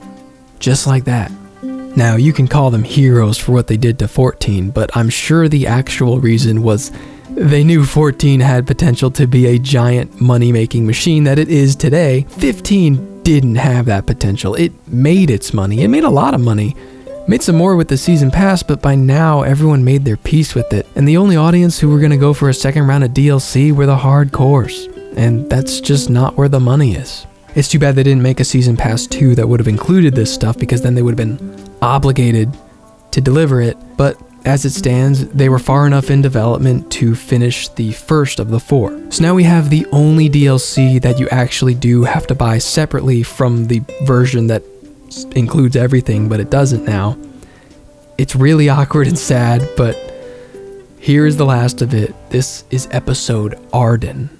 They didn't hold back for the last DLC. It's the biggest of them all, and they made a short anime prologue even to go with it. Episode Ardyn Prologue takes place 2,000 years ago in Ardyn's original time, where he worked as a healer, treating people with the Star Scourge. That's the disease that turns people into demons. Only he has the special power to absorb it. His brother Somnus and his friend Gilgamesh, yeah, that's the Gilgamesh, have a different method for getting rid of this disease. Burn everyone with the Scourge alive, even if we aren't 100% sure they have it or not. So the two of them disagree on a couple things. Remember, Ardyn and Somnus are ancestors of Noctis, and Ardyn is in love with Luna's ancestor, the oracle of his time, Aera. They work together to hide all the demon stuff he's been absorbing, but eventually he gets caught. Some villagers save him by saying the crystal chose him as the true king, so they bring him to the throne room where Somnus is there to declare himself as the true king. Haha, I tricked you. Look everybody, he's got the Star Scourge. He needs to die so I can be king, ha ha ha. They fight and both Ardyn and Aera get stabbed. Ardyn realizes he's unworthy and all this darkness has made him immortal, so Somnus locks him away on Angel Guard Island. And that's his whole origin story. The final DLC takes place 2,000 years later. The Empire digs him out of the cave, and I must say the Jesus imagery is a bit much to ignore. His powers aren't the same as he remembered. Actually, he doesn't really remember anything. He now inflicts people with the demon disease instead of healing them. So the Empire brings him to the Imperial Demon Lab to be studied. There's a whole lore room where you can observe more backstory on various areas and gods and stuff, which is kind of fun. And they show you the room where they're keeping Ifrit on ice.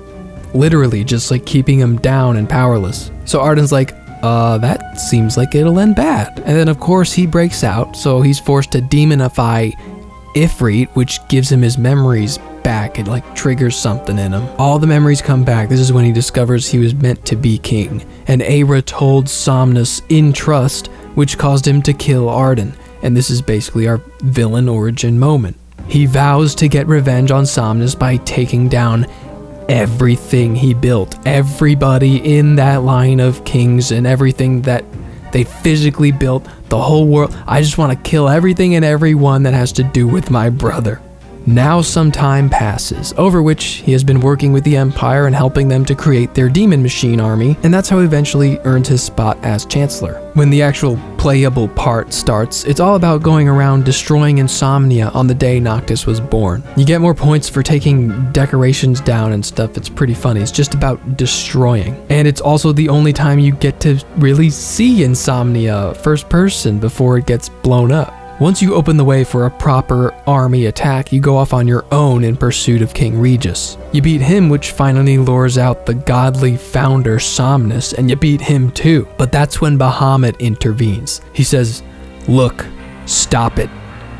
This is what you're gonna do. Your destiny is to create darkness in the land for the King of Light to dispel. That's the prophecy. Then when the day comes, you fight.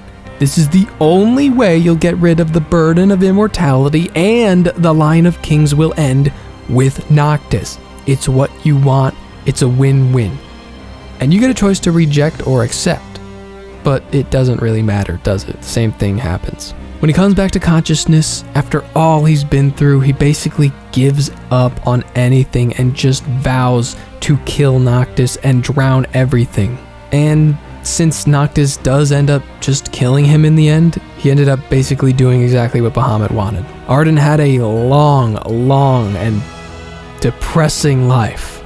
The special unlock fight for this one is a reverse final boss fight where you fight Noctis and his friends as the bad guy. That's cool, love that. And I like how Ardyn plays in this one too. You can use the shadow dash and demonify people. You got all the darkness, evil guy powers. Dash behind enemies to blindside, use shadow speed to get around really quickly, and you can hover. The demonification is not held back. A lot of the time you can really instant kill people, so you really feel like final boss man. You can also just call Ifrit to just do a big attack whenever. You're OP, but you should be, and that's awesome. And because Ardyn's immortal, you are also immortal, so dying just puts you into a different form where you attack people in a more berserk-like fashion.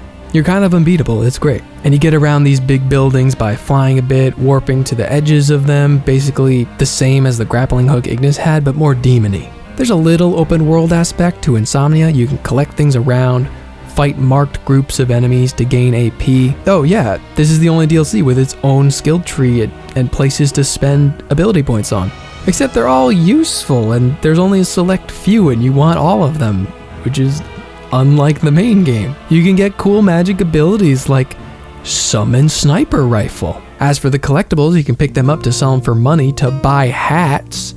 There's character customization in this one. Since Episode Ardyn is the only thing you still have to pay separately for, I'll give my recommendation here. Is it worth the $5? Yeah. It's like 2 hours, and it's just more Final Fantasy 15. If you like the game, and you like the other episodes, you'll definitely like this one. And if you thought the story was messy and took way too long to explain everything about Ardyn, this is gonna feel really nice to finally just get it all. Make sure you watch that anime episode too. These DLCs are all great, in my opinion, and they got better as they went on. They got bigger somehow, and like fuller scale, higher budget, more production value. They were longer, which is weird because that is directly proportional to the decline of 15 hype. That's probably why they canceled the rest. And knowing what we know about those canceled DLCs, they were gonna go even bigger.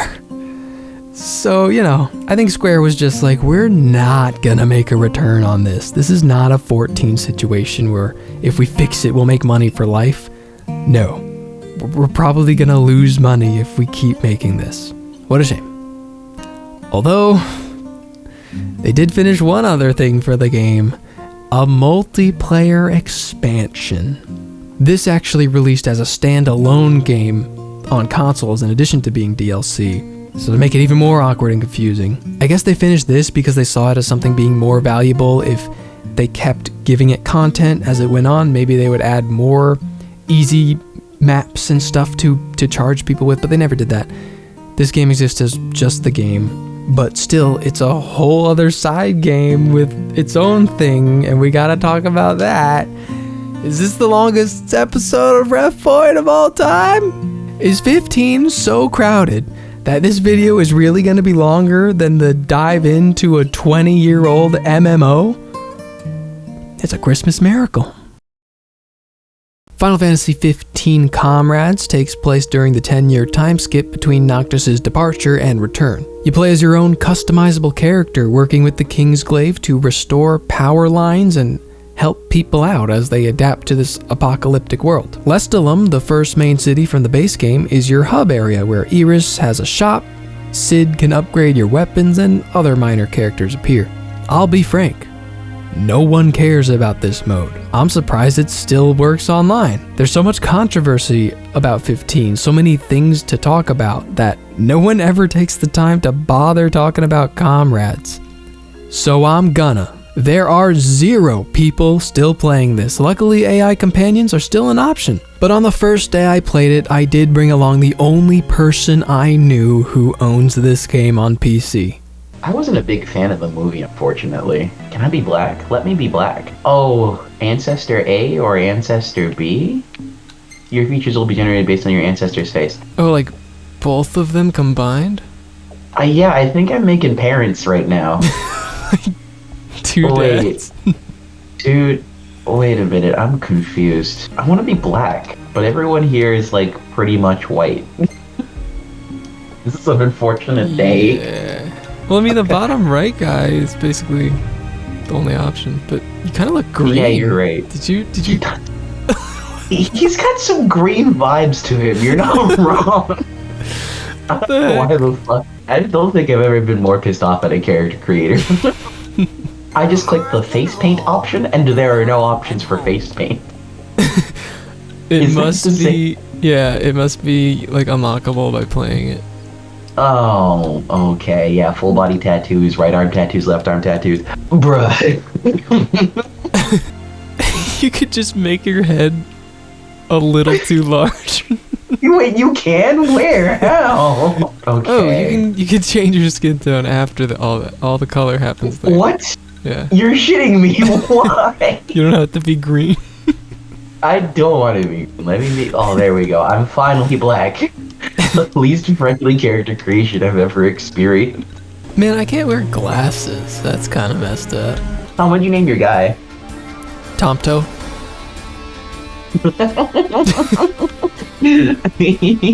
The gameplay loop is simple. Choose a stage, hunt monsters, gain kilowatts, extend the power line, and reap the rewards. It's almost entirely bounty missions or defend the thing missions, and the one thing people do say about Comrades is it's a boring grind and not worth the effort. I don't disagree, but hear me out.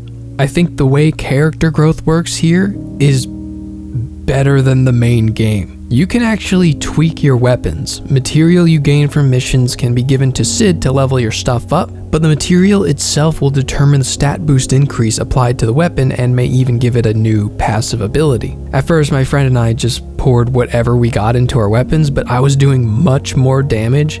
Turns out, I put strength-based material into my katana, and he put something else that was way less useful into his. And just like Noctis, you can control all kinds of weapons and switch between them in battle. The idea is you build a setup with each of your weapons boosting different stats. Because the stat boosts don't just apply to the weapon, your character's stats are the sum of each weapon combined, which gives you a ton of control over how your guy plays. I think they wanted this to be a physical attacker, magic attacker, healer, tank, team sort of thing, and you'd fill out your party that way, but I didn't see any downfalls in my strategy of dump everything into strength and vitality. It kind of feels like that's the objective best direction to go, but I still think it would be cooler to have that in the main game instead of what we ended up with, which is just that weapons are weapons, and that's it. Speaking of the main game, there's one mission in Comrades that lets you play as the 4 main boys. No custom character, you get the playstyle from the DLC episode of whoever you choose. That was cool. But then I was like, wait, why didn't they just make this the multiplayer? Honestly, I don't really want to be Prompto. How cool would it be if they just designed fights around everyone playing as each of the 4 guys at the same time and made an original story around it where they grow closer together after Noct was gone for 10 years, except now you're not just bonding with the characters, you're bonding with your actual boys too in real life. Instead, we got Material Grinding Simulator. At least they change it up a bit. There are some side quests and solo missions you can do to move the story along, and when you restore power to other cities, you can visit them too. The grind gets rough though. With so many factors influencing your build, I did look to GameFAQs for guidance and found out basically the most efficiently optimized build. There was a very specific way of doing it because if you level too quickly or use the wrong materials, you get messed up and locked out of the best optimization. Also, grinding for XP is a bad idea because the game boosts the difficulty of enemies once you pass a certain threshold. It's one of those games where leveling up kind of makes you weaker. I never understood that design choice. So I was scared of this endeavor taking much longer than it should be, and I eventually just stuck with the guide. This game can be hard, but usually by hard I just mean it takes a century for a health bar to go down. I don't think you can actually even get a game over in this. You can't potion spam like in the main game, but your AI friends pick you up real fast, even if you all die. You just return to battle in 20 seconds. You just respawn. I've never lost a single battle this whole time. And once you're strong enough, the grind is only to get enough power to hit all the main cities. Eventually you can just buy kilowatts straight up with money, and that's the easiest way to just get to the end. When you finally do power them all, you hitch a boat to Angel Guard Island to get Noctis, and the credits just start while you're on the boat. Like, oh okay, I guess that's it. But it's not it. When you make it there, all the gods appear and you face the final boss, Bahamut. A lot of people wanted to actually fight the god of gods, but the only way to do it is by grinding through Comrades. It's not a particularly crazy cinematic fight like the other gods due to it being multiplayer and having to be standardized or whatever, but at least we can say we finally killed Bahamut. When you do, he's like, I grant you absolution for your sins. What? What sins? I'm just a guy. Then Gentiana is there because she's Shiva, remember? She's like, Noctis will awaken when the darkness leaves.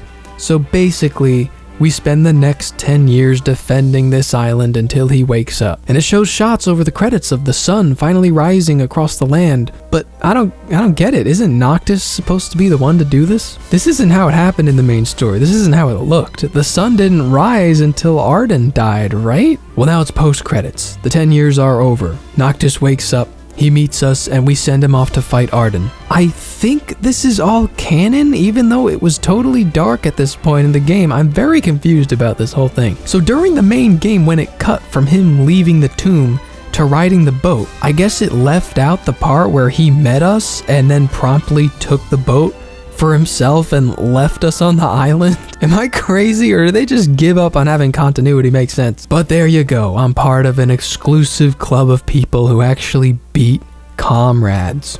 This expansion was updated later to have more post-game quests and bosses. I think the intention was to keep it going, but yeah, we know how that went. I don't get the impression anyone cared about this even in the beginning. It's not terrible, but it's a weird thing to ask people to get into after selling them a game you were still fixing in patches a year later, and still in the middle of selling you on DLC. I like my idea way better of just having a multiplayer mode with the 4 guys. I think people would have been much more into that. But also, if we could have gotten one more of those canceled story DLCs instead of this, I would have taken that in a heartbeat without question.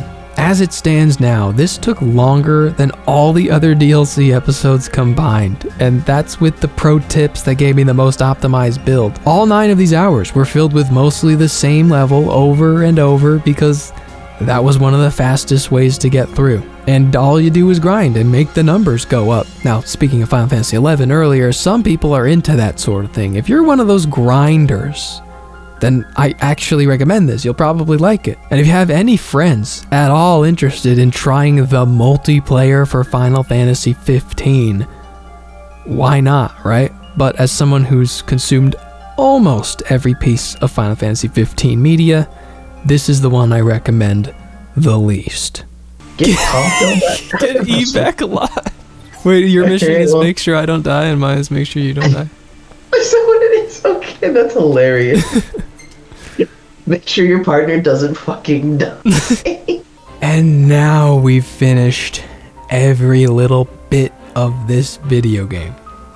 The video game part. But the roller coaster ain't over. You know there's a book. And it's a thick one. But there's something special about this book.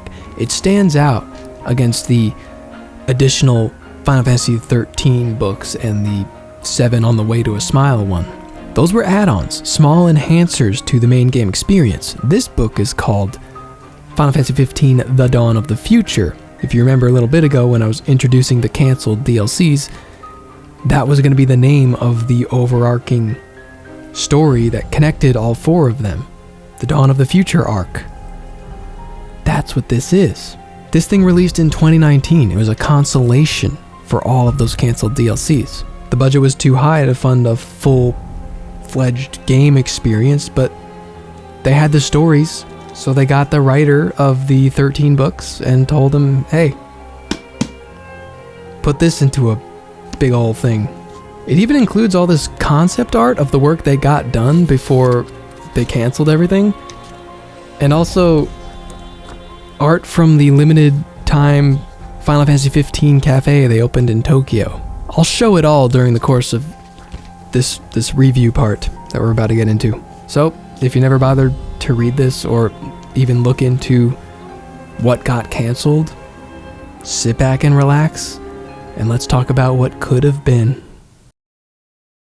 So, the book is split up into 4 separate stories, each one being one of the DLC episodes for this Dawn of the Future arc. The first one is called A Savior Lost, aka episode Ardyn. Yeah, this makes it even more awkward that story got released as a game already, but they still included it here because it's all part of the same arc. If you played episode Ardyn, this is pretty much the exact same story. Some lines I noticed are word for word what was said in the DLC, so I think they just had the script for it on standby as well. It's only interesting from an artistic differences standpoint. You can compare the storytelling strengths and weaknesses between book and game, such as getting more of Ardyn's internal monologue and feelings, but lore-wise, we're getting nothing new. We don't really need to talk about it. To be honest, I mostly skimmed through it. Let's get to the new stuff. The second story is called The Beginning of the End. It would have been episode Aranea. This is a shame because next to Ardyn, she was the character I wanted to spend more time with the most. They include a lot of concept art and models for this one as development was underway mid-cancellation. They even talk briefly about the gameplay. It was going to center around a transforming weapon that would work as a spear, a Gatling gun, and a shield. And you have to switch it on the fly or something. Sounds cool. But anyway, story. Aranea, Biggs, and Wedge are leaving in a ship after 36 straight hours of work helping the people of Altissia after the whole Leviathan blowing it up thing. On their way back to the Imperial capital, they see it's being attacked by the diamond weapon, the same one they used against Insomnia to take it down in Kingsglaive. So, a sleep-deprived Aranea decides to jump down and fight. The demons who are supposed to be working for the Empire have now gone haywire, anarchy, and they're just attacking everybody. So the majority of what would have been the game would be centered around running around the capital, dodging demons, and trying to get any sort of high ground as a giant kaiju monster is destroying everything. Damn, sounds cool. Anyway, to get another chance at a big jump, she climbs the Capitol Tower, stealth killing demons and whatnot, kinda like we did in Chapter 13 of the game. Meanwhile, Biggs and Wedge are evacuating citizens to Tenebrae. She gets taunted by the voice of Ardyn and tries to track him down, only to find the Emperor dead on the throne. But by the time she gets to the top, the diamond weapon is already being hoisted away. Ardyn reveals himself to say, "Oh, I'm sorry, I'm sending the diamond weapon to Tenebrae now." Because remember, at this point, he just wants to watch the world burn. So now she has to save all the victims who are being sent there because they thought it would be a safe place. She runs into her commander, who entrusts her with a very important mission to protect a young 7-year-old girl who is very important, but that's all the info we get. A big action sequence follows where she fights and takes down the diamond weapon. Would have been a cool boss, dang. When escorting all the refugees out, Aranea gets hugged by this little girl. Then she gets reminded of her own childhood, losing her parents at a young age and making plans to join the army as soon as she could. The girl's name is Solara Antiquum, or Sol. Turns out she's an illegitimate child of an imperial prince and currently is the only one in line for that throne, which is why one of the Emperor's final orders were to protect her at all costs. Then we hit the time skip. 10 years later, Aranea has basically been taking care of her with Biggs and Wedge. So this girl has a mom and 2 dads, I guess. In a short epilogue, which probably would have been a post-credit sequence, Sol acts out as teenagers do, but when she leaves on her own, Aranea doesn't get mad or chase her or anything. She just starts making a nice dinner for her to come back to. Maybe now Aranea's fighting days are over. I don't think we ever see her in-game post-time skip, so it's safe to say, I guess she was busy being a mom in the apocalypse. People have shrugged off the Dawn of the Future because it's, quote, an alternate timeline, so none of it matters. But almost all of this story explains what she was up to after we last saw her. Much of the things in episode Ardyn and Aranea are canon to both timelines, so I think this is still pretty valuable. Anyway, next story. The third one is Choosing Freedom. This would have been episode Lunafreya. Though I wasn't as interested in her as the others, she's definitely the one who most needed the extra depth. It starts with her speaking with Noctis and going through parts of her life. She remembers the feeling of being stabbed, but she still wakes up somewhere, somehow. Well, the somewhere is our world shrouded in darkness 10 years after she died. And just about the time Noctis is due to return. This becomes the main difference of this alternate timeline. It's basically, what if Luna came back? After running through some nightmare scenarios and grabbing a tree branch off a gravesite, she catches a ride off someone and gets to her first fight with the demon. She uses this tree branch like it's a polearm, which is apparently a weapon she's very experienced with from her training as an oracle. I guess she had oracle combat training? You know, it would have been nice to have another episode of Brotherhood focused on Luna to establish this, but I'm pretty sure this is the first time it's mentioned. Either way, it's a tree branch. It doesn't do the job, but in an act of desperation, she shoots her hands forward and uses some magic power on the demon to defeat it. She also magically heals her wounds soon after, so now she has some kind of real oracle powers. This lady who picked her up, a biker stacked to the teeth with weaponry, is not very trusting of her, especially after saying she's the oracle who allegedly died 10 years ago, but she reluctantly brings her along and reveals her name to her. Sol. Oh, it's Sol. It's Aranea's adopted kid, all grown up. At some point, Umbra appears to basically give her a letter letting her know that Noctis is safe, but they are not yet destined to meet. And she has a dream where Bahamut tells her she has a new calling. That's why she was brought back. Bahamut gives her a vision of Noctis sacrificing himself to rid the world of Ardyn's darkness, and then she goes like, wait, that's his destiny? I didn't know I was helping him die this whole time. But it's fine because she has a new calling now, The new calling is to defy that, for she will defeat Ardyn now. But how? So Sol helps Luna on her journey. She says she's gonna defeat Ardyn, and Sol's like, I don't really believe a word of it, but hey, I can pick up rations along the way. Luna theorizes that this power she has is similar to the Ring of the Lucii. She absorbs the scourge that plagues the demons onto herself, kind of healing them, but then they revert to their old, dead forms after the fact. Also, she's absorbing the scourge, so it stays with her, and that can't be good. It's the exact power Ardyn had 2,000 years ago. The girls continue their travels. Luna absorbs more demons. Sol gets more afraid of her, but they also learn to appreciate each other more through some classic heart-to-heart campfire talk. Sol eventually hears from Biggs and Wedge that her mom is surrounded by demons and has given the order to leave her behind in a cave. She begins to give up hope, but Luna convinces her to break the order and go save her with the help of her new special powers. This is the moment they finally fully gain each other's trust and friendship. I skipped over a lot more character development and stuff, but this is kind of the turning point. They still have disagreements, and Sol tries to encourage her to live for herself, like, why must you live and suffer just to serve these gods and get brought back to life just because the god has a new idea for you? Is this how you want to live? And Luna's like, I don't know. But they get to the cave. It's a whole ancient ruins area. They find a lot of history, and through various visions, Luna learns the whole backstory of Ardyn and Aira. Ardyn, with the same healing powers Luna had, took matters into his own hands and denied what the gods called him to do, and look where he ended up. We get to what would have been the final boss fight with something called the Sapphire weapon, but it turns out it's Aranea all demonified and possibly too far gone. With all her might, Luna absorbs the scourge infecting Aranea, but the result turns herself into a hideous monster whose actions are not her own. When Aranea comes to, she immediately attacks her, and Sol's like, no, wait, that's my friend. So they instead hold her down and capture her. Now we're getting to like credits scenes where everybody is regrouped with Ignis, Gladiolus, and Prompto, and they try to see what they can do to help Luna out. Meanwhile, she's dreaming. In this dream, Gentiana appears to her and tells her, don't listen to Bahamut, don't do it. The calling he gave to you is not to save the world, but to drown it in darkness.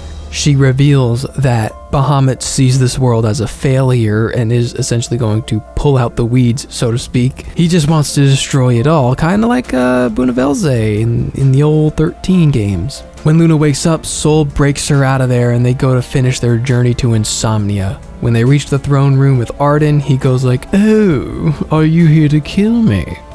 And she says, no, I'm here to ask for your aid. Boom, the end. This sounds like it would have been really fun, because it's like a girls' road trip mirroring the boys' road trip, except with a motorcycle. It was the longest story of the bunch. It had a lot of great character interaction between these two. They focus on that bond most of all, which was the best part of the main game, the bond between the boys.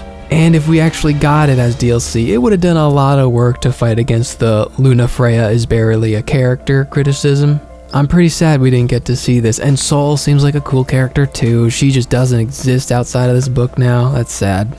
But onward to the true, final, actual, real last piece of the 15 story, called The Final Glaive, aka Episode Noctis. I thought the whole game was Episode Noctis. This one starts when he enters the crystal at the end of chapter 13. In this crystal, he sees everything, every step of his journey from every perspective. Luna, Ignis, Gladiolus, Prompto, everybody. He realizes exactly how much has been sacrificed for him and how much he's been taking for granted. He sees full lives of countless people, like even the citizens, like the non-important people all over. He sees the future where he kills Ardyn. Wait, I die if I do that? That's not what I wanted to do. He sees his dad and apologizes for him for being mad at him during their last moments together because he didn't know. Until eventually he wakes up, and this plays out like normal. He's on Angel Guard Island just like in the game. He walks out to see Umbra, who gives him all the notes Luna took during the previous story. This is where it starts to change. So he gets all caught up with what she was doing in that last story. Basically everything that happened so far, he knows about it now. That's kind of the excuse. But mainly he's just like, wait, Luna's alive? He also does not see a few random members of the Kingsglaive at the docks. Did they forget about Comrades? Well, so did everyone else.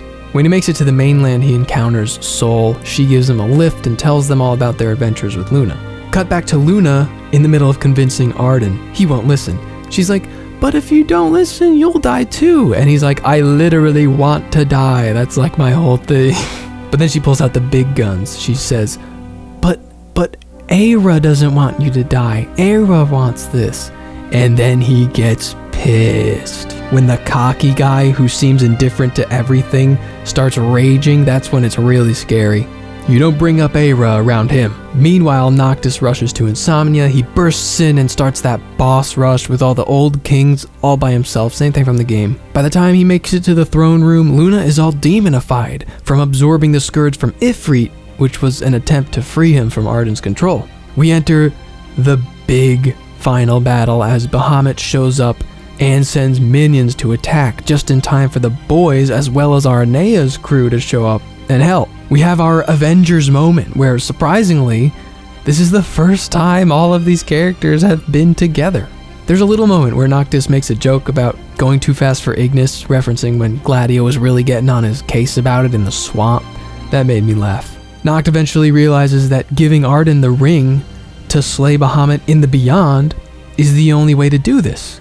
Because remember, the way immortality works is you exist in the physical world and the Beyond world, so if one remains, the other can come back. Ardyn's the only other immortal one tied to the Beyond, so only he can defeat him there and truly kill him. And coincidentally, since he's in the line of kings, only he can wear the ring without exploding or something.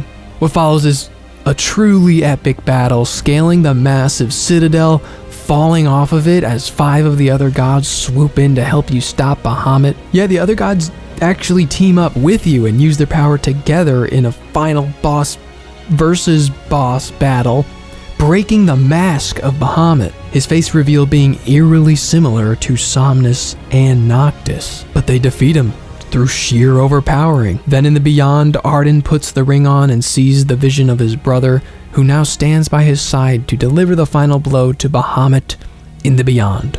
And he's all like, you fool, you realize this will end you too. And Ardyn's like, yes, I want to die. Why do I have to keep telling everybody? And in his final moments, he hears the voice of his beloved Era, who believed in him all along. All darkness gets absorbed into the crystal and the citadel explodes. The dust settles, Bahamut is gone, and they all stand together to watch the first sunrise in 10 years. The end. Man, we didn't get to play that. This book is awesome, but if you're a fan of Final Fantasy 15, it's just gonna make you depressed. There's a would-be post-credits scene, I think they call it an epilogue, where, you know, time is passing, it's showing the people rebuilding.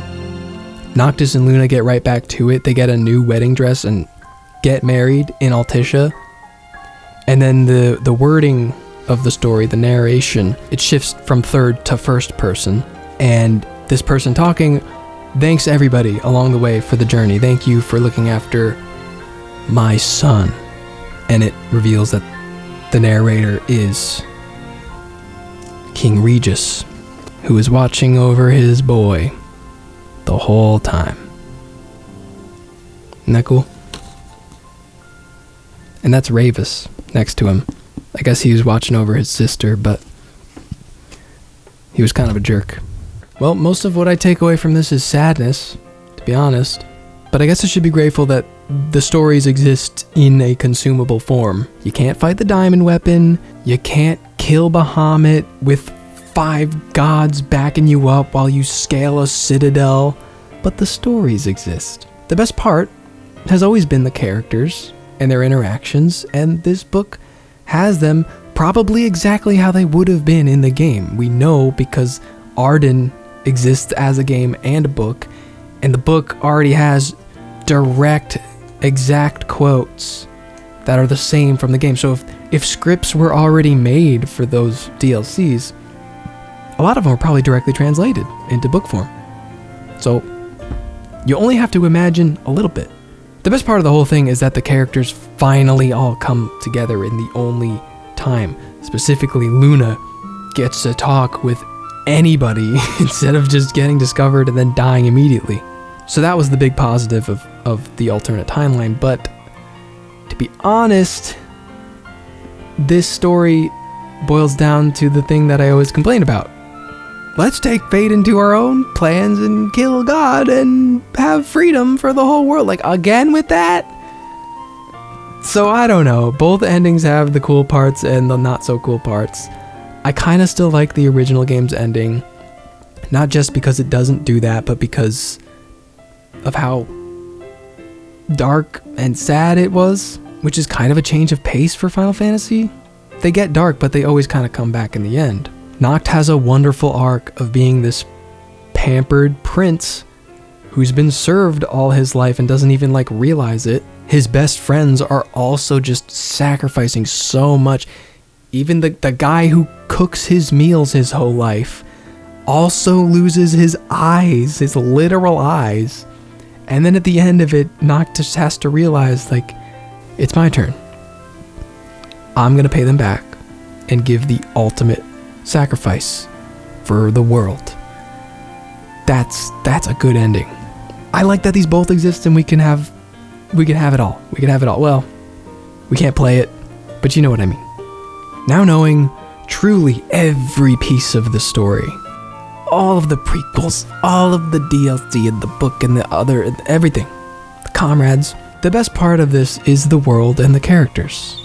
I've already said it a few times. I really love them. They're fantastic. It is sad though that most of the good world building and character development kind of happens outside of the main experience of the game. And we've all complained to death about that. I'm not gonna keep going with it, but the best way to view Final Fantasy 15 is not that it's just the game surrounded by stuff. It's all supposed to be one big picture. That was always the idea. The game may only be 27 hours, however long it took me. But let's add up everything. Even Comrades, even though that was a grind, like, it's all part of the big picture. Adding it all up, it took me like over 61 hours to do all of Final Fantasy 15. An epic runtime for an epic story.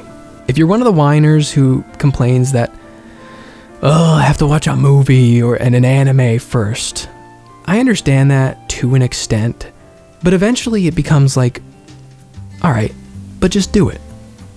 Like, do you want to enjoy the game to the best of its potential or not? You really can't. You're gonna jump into a whole open world game and you're not gonna watch a movie to make it a little better? Just watch it. Riding this roller coaster of a multimedia experience, I felt like every emotion you can feel. There were some really painful parts where I was like, oh my god, oh, kill me. But then there were some really awesome parts. When you're done with it all, at the end, it is a net positive. Like, you feel good at the end of all of this. When I was finished with this book, I was like, oh, I'm really done. Dang. 61 hours, but I was like, still wanting more. If I were to replay it, it would be a lot less annoying than it was the first time because I know what I'm supposed to do.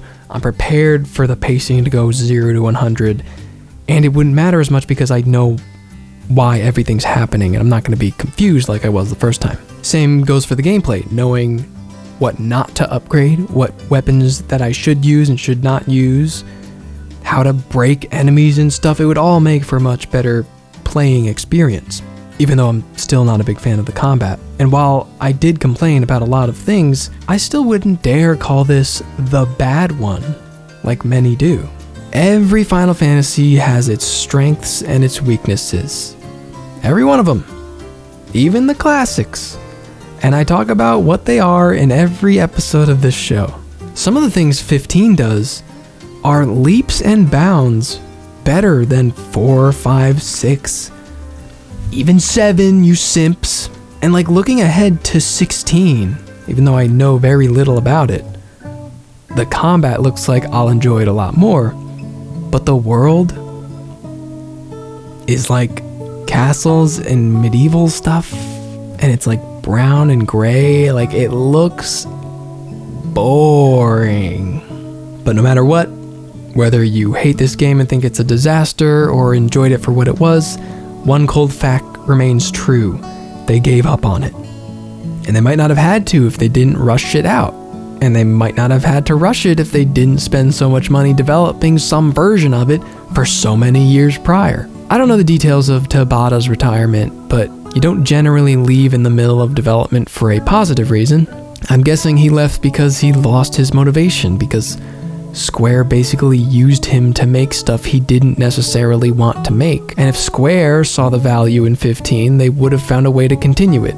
But almost everyone involved just said no. If you saved it, if you packaged a new version of 15 with like all the DLC and everything fixed and shiny and like maybe for the PS5 or something, I think it could have gone farther. You could have even taken some of these improvements and new concepts and put them into a 15.2. Maybe it would have gotten a better reputation over time through that, like how many people see when they finally try the excellent 13 trilogy. You think they'll ever do a 15.2 at all? Looking back years later, I don't think 15 has a good enough legacy. 13 like hit the ground running and just kept going with the sequels. This they did, but with DLC, and by the time that burnt out, 2 was like off the table, it seems. Plus they sure did move on to 16 pretty quickly, didn't they? Well, that was a different team. This team moved on to Forspoken. And the studio is disbanded. But the most important question, forget about everything else. Is the game worth playing? If you just jump into it, you just forget about its development history, forget about Versus 13, forget about weirdos making videos on the internet about it, and just play it, is it worth it? Yeah, it is. Never have I played a game with so much baggage. Never have I played a game that felt so compromised that I could like see the cracks through at certain points. Not literally like through the design, but I mean like, oh, this is exactly where the corners were cut, you know? Yet, regardless, it left me feeling positive, fulfilled, grateful that I got to go on this wild ride. I want to be all critical about the story pacing and the gameplay, all the flaws, but regardless of all the flaws, this game has heart. I'm a road trip movie guy. Like, it's legitimately one of my favorite genres. I always thought if I were to ever sit down and like write a script for a movie, it would be a road trip movie. You want to watch Stand By Me? You want to watch a Goofy movie?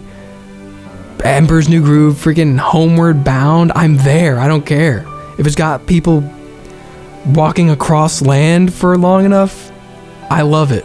And even though I personally don't think Tabata and his team make very good combat systems, in my opinion, we can look at his 3 directed games, Crisis Core, Type 0, Final Fantasy 15. They all don't feel like super great, and a lot of them have very similar problems actually. But they also have similar strengths. I think Tabata is the best at emotional high moments. If you played these 3 games, and I asked you what moments in these games got the biggest reaction out of you, what was the most memorable moment out of all 3 of them, I think everybody would have the same exact answer.